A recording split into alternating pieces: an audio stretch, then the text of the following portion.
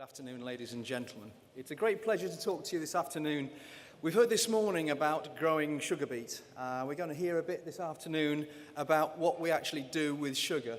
And my presentation this afternoon will go into some details about our sugar products, what we use them for, a bit about the properties of sugar and what sugar is used for in products, and also maybe a bit about when people try and replace sugar in products and some of the pitfalls.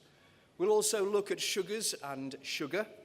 The two are different, and I'll try and explain that difference to you.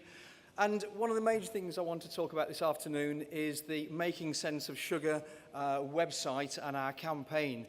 You'll have heard in the press and seen in the press a lot of negative information about sugar. We're trying to rebalance the debate in that, and hopefully I'll give you some feedback, I'll give you some information about our campaign. So, first off, sugar. We actually don't make sugar as British Sugar. The sugar beet that you grow in your fields makes the sugar, and we just make sure we don't lose it.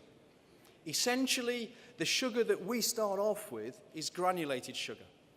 That sugar crystallizes naturally white. One of the things I will do this afternoon, I hope, and one of the things we're trying to do with Making Sense of Sugar, is to bust some myths.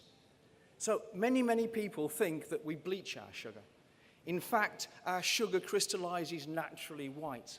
The brown colours and flavours you get in brown sugars are associated with the syrup. They are not present in the sugar beet naturally. They are part of the manufacturing process and regenerate colour and flavour as we make the sugar. So sugar crystallizes naturally white. So all of our products start off as granulated sugar. As you'll see on the diagram there, we then start to do different things with it. We can mill it to make icing sugars, and that's done at our berry factory. We can sieve it to make caster sugar. Again, all you're doing is looking at the different particle size of the sugar products, and that particle size is important in what it does in products. We can dissolve it to make liquid sugar. Sugar is highly soluble. You can take a kilogram bag of sugar and dissolve it in half a litre of water. That gives you some quite interesting properties, which I'll come on to in a bit. You can also take that liquid sugar and you can react it to produce invert, which is a mixture of glucose and fructose, which will give you different properties as well. You can actually make syrups and treacles, and all we do is heat the sugar to generate colour and flavour to give that characteristic buttery flavour you get in golden syrup. You can also add cane molasses, so you can add the colour and flavour that you want to get in brown sugars. Everyone thinks that a white sugar is less healthy than a brown sugar. In fact, there's no difference. They both have 4 calories per gram. They have exactly the same calorie content. The brown sugar will give you lovely colors and flavors, which if you're making cakes and biscuits, give you some unique properties. But there is no difference nutritionally or health-wise between a brown and a white sugar. Again, another myth that you see in the media. So what does sugar deliver? If you were to believe the media, all it would deliver is a lot of calories and a lot of sweetness and nothing else. In fact, sugar is a multifunctional ingredient. It delivers a range of functions in products. It delivers texture. If you're making biscuits, if you use a caster sugar, you end up with a shortbread type texture. If you take a more coarse sugar, like a medium sugar, you end up with a ginger nut. So sugar can perform different functions in products. It gives you different textures. It gives you different flavors. If you dissolve the sugar, if you remember earlier I said that a kilogram bag of sugar would dissolve in 500 mils of water. If you take that, bugs can't survive in that product. So when my gran, when she had a glut of fruit, she would use it to make jam, and she'd store it in a pantry. These days, when you go and buy a jar of jam off the supermarket shelves, as soon as you open it, it says store in a fridge. They have reduced the amount of sugar that's in those products, and they don't keep as long. Sugar is a natural preservative. It generates that color and flavor we all love in products. As sugar breaks down, you end up with what are known as Maillard reaction products and caramelization products, which are very difficult to replicate in other ways. My favorite substrate, of course, is convert it into alcohol. It's a fermentation substrate. It delivers something for yeast to grow on. When you're making bread, when you're making a sourdough, you actually need the yeast to break down that sugar, otherwise you don't get those products. Lots of companies try and reformulate products. If you take just the sweetness, it's quite easy to replicate that sweetness. There are high-intensity sweeteners out there that are many hundred times sweeter than sugar, and therefore you use a lot less of them. However, if you want to make a cake and you try and reduce the sugar, you end up with a pancake. It's essentially important that sugar delivers functionality into products, and reformulation doesn't always deliver what you want. So when you see reduced sugar on a product, be very careful, read the labels. I'm probably sad. I have to read labels for my business and for what I do. Read the labels, look at what it says. It's important that you understand it, and that's what we're trying to do with Making Sense of Sugar, so that people can understand what's in their products. When people see sugar on a label, they think it's our sugar, the sugar that we make, or rather the one that we don't lose from the sugar beet. However, when you see sugars, that little S on the end is quite important, and that's on a lot of products. It is not just sugar. It is all the other sugars that are from the ingredients from different sources. A classic one I saw the other day on a Sunday newspaper supplement, I saw a pint of milk. Alongside it, there were 2 teaspoons of sugar. And I thought, who's put that sugar in? Is it the cow? Is it the guy in the dairy? Is it the milkman? What they were talking about is lactose. Lactose is a sugar that's present in milk. But when you see it on a label, it is just as sugars. And many people, the media in particular, think it is just sugar. What we're trying to do with Making Sense of Sugar is to try and bust those myths. The other sugars you can get in products, along with our sucrose, you can get glucose and fructose, which are present in fruits and vegetables. They're present in honey. They deliver a different sweetness. They deliver a different flavor. They also deliver different functionality. So if you cook with fructose, it goes brown a lot quicker. So you can change the properties of products by changing the sugars. Lactose, I've mentioned, it's found in milk. It is the sugar, it's one of the few sugars that come from animals. All of our sugars typically will come from plants. So things like fruits and vegetables and sugar beet and sugar cane. The other one I'll put up there is maltose. That's actually a sugar that comes from malt. Guys, you'll find that in your beer. So when people say that you've got sugar in your beer, what you have got is maltose. It is different. It is not the sugar that you have in your sugar bowl at home. However, all those sugars are broken down exactly the same in your body. If you have sugar, i.e. sucrose from an apple, or sugar from sugar beet that's in your sugar bowl, your body cannot differentiate between them. You can't differentiate between them analytically. So when you see a product label, it will say on it, carbohydrates of which sugars.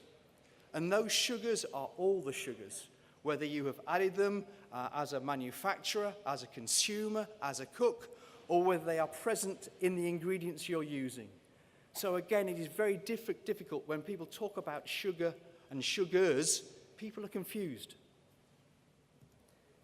In terms of sugar, if you believe what you hear in the media, sugar is the sole cause of obesity.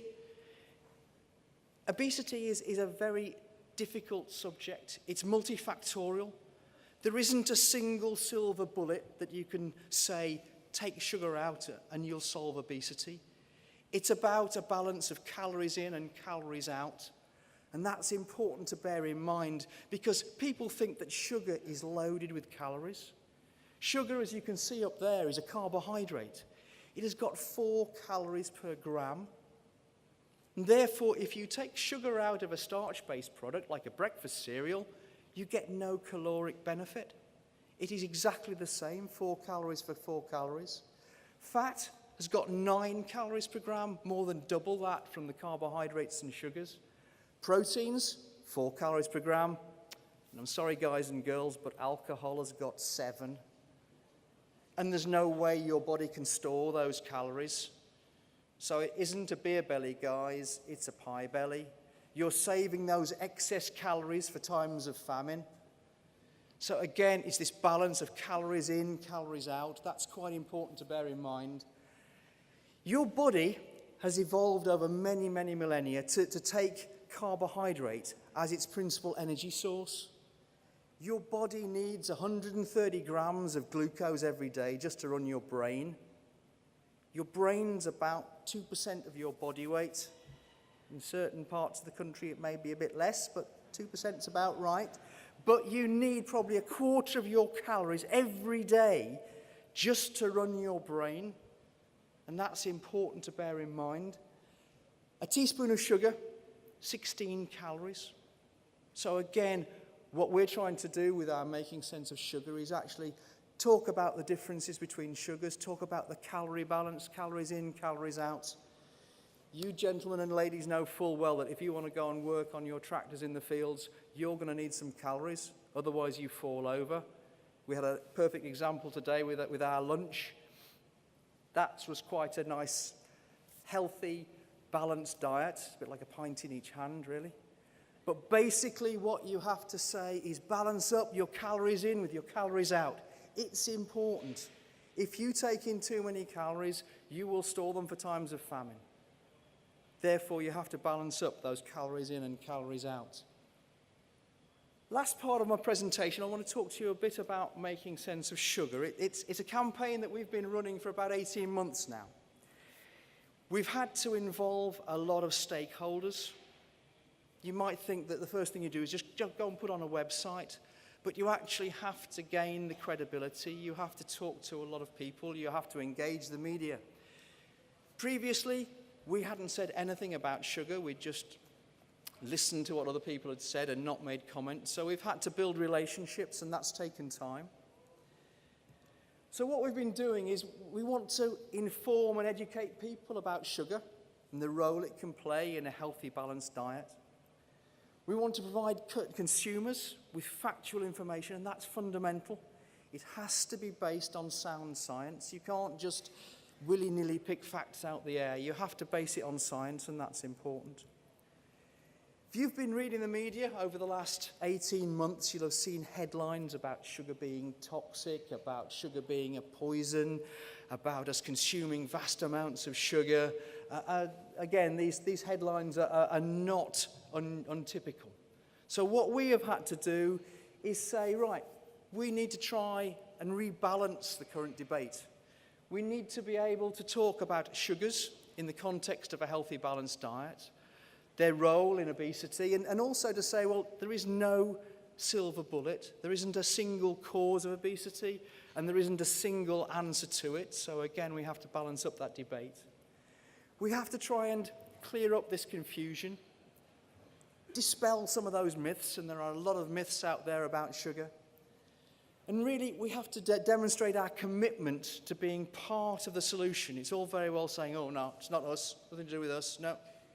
We have to be part of that solution. And we've demonstrated that over the last few months. We took part in a thought leadership report organised by 2020 Health, which was called Careless Eating Costs Lives. They looked at all the options, and we've been talking to politicians about that. So that's our inroad. We've actually demonstrated we want to be part of that solution, and that's important. We've actually had to come and do social media. Some of you youngsters in the audience will know what a Twitter feed is. I thought it was something you gave the birds. But basically, we've had to use social media. We have a website. This website was launched in last September. It's called makingsenseofsugar.com. We've got a Twitter feed at Sense of Sugar. It's increasing the awareness of people about sugar. We're putting things on there so people can understand how to read labels. What's the difference between sugar and sugars? To explode some of the myths that I've talked to you about this afternoon in terms of, is white sugar more healthy than or less healthy than brown sugar? Is sugar bleached? What about the sugars in apples and bananas? Are they different from the apples, or from the sugar I have in my sugar bowl? So try and balance up that debate. So basically, this afternoon, I hope I've shown you that we're trying to take our part. We've tried to help to inform consumers about the role that sugars can play in a healthy, balanced lifestyle. We've tried to present the facts as part of making sense of sugar so people can understand them. We've invited people to respond back to us, to talk about it, to ask us questions. What are the things that they're questioning? What are the questions they would like us to answer? We want to bust some of these myths about sugar. We really want to get people to understand this balance of calories in and calories out, and understand that you can't just take one thing out of your diet. If you are doing nothing more than sitting on the couch, like my kids do, and play with their PlayStations, then you have to balance that up with the amount of calories in against calories out. Hopefully I've shown you that we do produce a range of sugar products, and that sugar's a multifunctional natural ingredient.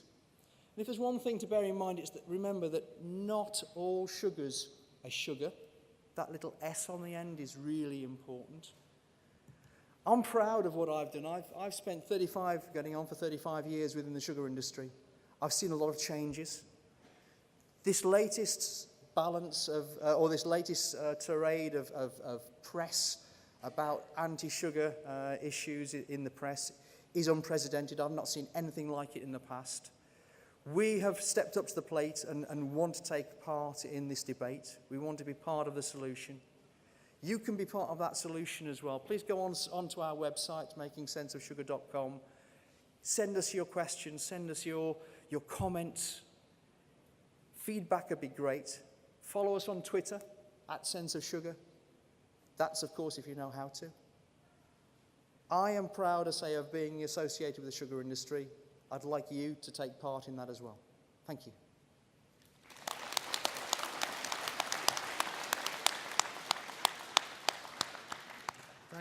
Thank you very much, Julian, for that excellent presentation.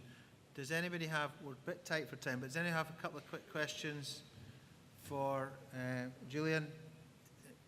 Is there anybody? There's one over here. I am around all day. I'll be available after the presentations, and so if you want to come and ask some questions, happy to take them as well. Julian, one of the main arguments pitched against sugar is that the major food manufacturers fill their products with your type of sugar to make them more palatable. You know, a lot of people can't drink a cup of tea without 2 spoons of sugar. So how are you countering that argument? That's a very good question. It's one area I didn't cover, the so-called hidden sugars. Interestingly, when people talk about fat reduction in things like yogurts, it's interesting, if you have a full-fat yogurt, it will contain fat, essentially the cream from the milk. If you take that fat out, the sugars, i.e. the lactose that is present in that yogurt, will form a greater proportion of that yogurt. So in fact, what you get is an increase in the lactose. So people aren't stuffing sugar into it. It's actually an increase in the lactose. But people see it on the label as an increase in sugars and mistakenly think that people are just shoveling spoonfuls of sugar in there. Another example, there was a TV program on the other night where Greg Wallace was talking about sugar in tomato sauces. And the most expensive one had the most amount of sugar in it. Interestingly, what he didn't realize is that tomatoes contain sugars. You'll know, most of you will know that at Wissington we grow tomatoes. And the way our guys check whether they're ripe is actually checking the sugar content on them. They contain sugars within the tomato. So that higher value tomato pasta sauce had got more tomatoes in it. And I'd done the calculation, over 80% of the sugars within that tomato pasta sauce were actually from the tomatoes and not from any added sugars. So people don't realize that when they see sugars on a label, it is not the spoonfuls of sugar that you add, it is actually a combination of the sugars from the different ingredients as well as the ones that you add to balance up the flavor and taste in a product. Okay. Any final questions? There's one down the front here.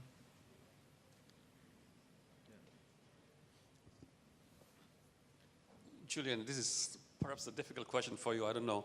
But as you know, isoglucose has been getting a very bad press. For many of you, isoglucose is high fructose corn syrup. And I was just wondering, post-2017, when the sugar regime falls, do you think the beet farmers really have to worry that the isoglucose production, which is said to triple, will be realized or not because of the health fears? Arvind, if you can tell me what's going to happen post-2017, I'll answer your question. Okay. Good. Okay, just in the interest of time, but as Julian said, he'll be here for the rest of the day. So please make use of his knowledge and experience. And he's been with the industry a long time. I just read in the paper, was delighted to read in the paper that fat was very good for you.